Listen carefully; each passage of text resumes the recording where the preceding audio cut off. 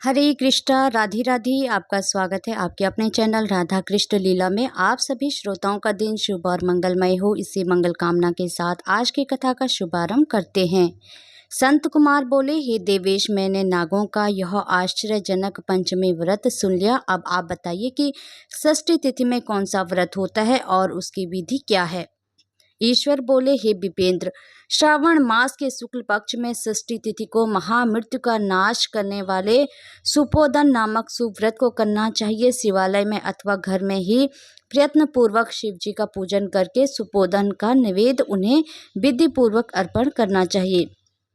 इस व्रत के साधन में आम्र का लवण मिलाकर शाक और अनेक पदार्थों के नैवेद्य अर्पित करे। साथ ही ब्राह्मण को वायन प्रदान करे।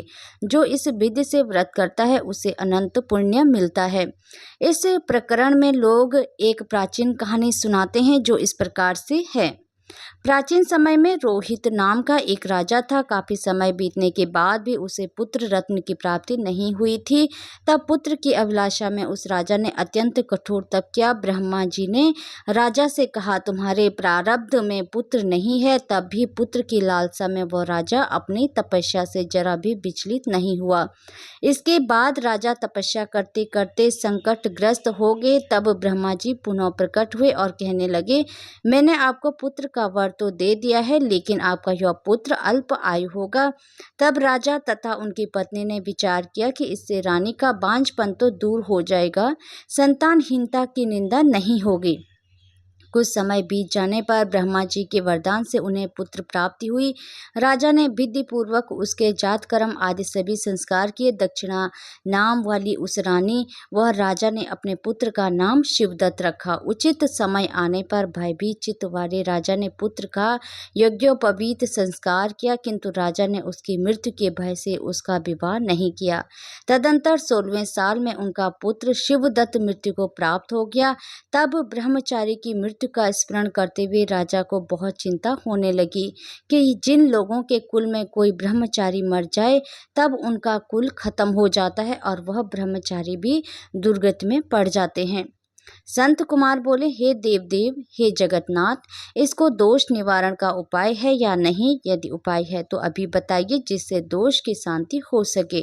ईश्वर बोले, यदि कोई स्नातक अथवा ब्रह्मचारी मर जाए तो अर्क विधि से उसका विवाह कर देना चाहिए। इसके बाद उन दोनों ब्रह्मचारी तथा आक को परस्पर संयुक्त कर देना चाहिए।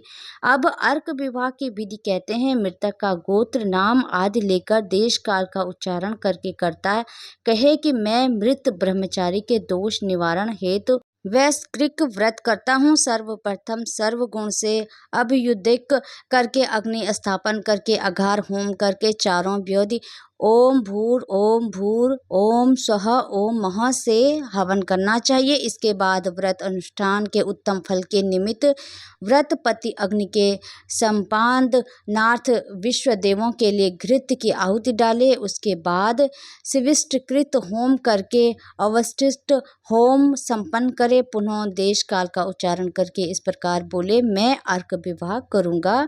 उसके बाद स्वर्ण से अभियुक्त कृत करके अर्क शाखा तथा मृतक की देह को तेल तथा हल्दी से लिप्त करके पीले सूत से वेष्टित करे और पीले रंग के 2 वस्त्रों से उन्हें ढक दे। इसके बाद अग्नि स्थापन करे और विवाह विधि में प्रयुक्त योजक नामक अग्नि में अघार होम करके वह अग्नि के लिए आज्य होम करके उसके बाद चारों व्याधियों से ओम भू ओम स्वः ओम महा बृहस्पति तथा कामदेव के लिए आहुति प्रदान करे। पुनः घृत से शिविष्टकृत होम करके संपूर्ण हवन कर्म समाप्त करे। इसके बाद आग की डाली तथा मृतक के शव को विधि पूर्वक जला दे।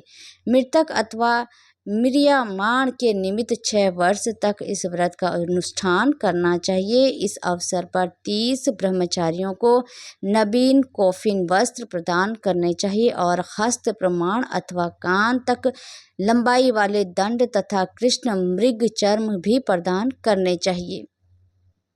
उन्हें चरण पादुका, छत्र माला, गोपी चंदन, परवाल माणी की माला तथा अनेक आभूषण समर्पित करने चाहिए। इस विधान से व्रत करने पर कोई भी विघ्न नहीं होता है। हरे कृष्णा, राधे राधे। भगवान श्री कृष्ण और राधा रानी की कृपा आप सभी भक्तों पर हमेशा बनी रहे। जय श्री राधे।